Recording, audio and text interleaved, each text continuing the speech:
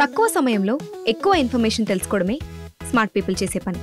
Mega వార్తల్లో మీరు miss అవుతున్న మినీ డీటెయిల్స్ మీకోసం. వచ్చిందంటే లగచర్ల దాటి ముందుకొస్తే హకీంపేటలో మా బంజారా ఆడబిడ్డలు హారతులతో స్వాగతం పలికి అన్నా మా భూమి పోకుండా చూడే నీకు దండం పెడతామని చెప్పి బొట్టు పెట్టి ఆడ టెంట్ కింద జ్యోతి ఉంటే జ్యోతి కాడికి తీసుకుపోయారు.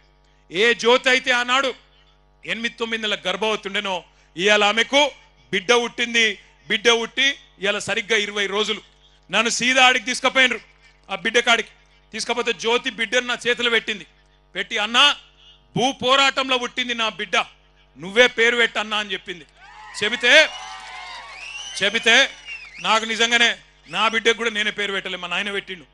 కాబట్టి మరి నాకు ఇక మా చెల్లె జ్యోతి అవకాశం ఇచ్చింది కాబట్టి నీ బిడ్డ భూమి పోరాటంలో పుట్టింది, మరి నేను 3 పేర్లు చెప్తా, నీ ఇష్టం ఉన్న పేరు నువ్వే చూసుకో అని చెప్పిన. నేను ఏంటిది అన్నది, ఒక వాళ్ళ ఇంటి పేరు పాత్లావతేనా పాత్లావత్. నేనేమన్నా అంటే పాత్లావత్ భూమి, ఒక పేరు భూమి, ఆడపిల్ల కాబట్టి భూమి. రెండో పేరు ధాత్రి అంటే కూడా భూమే. మూడో పేరు అవని. మూడిట్ల నీ ఇష్టం అన్నా అంటే అన్నదిగా జ్యోతి అన్నది ఆమె భర్త అన్నాడు.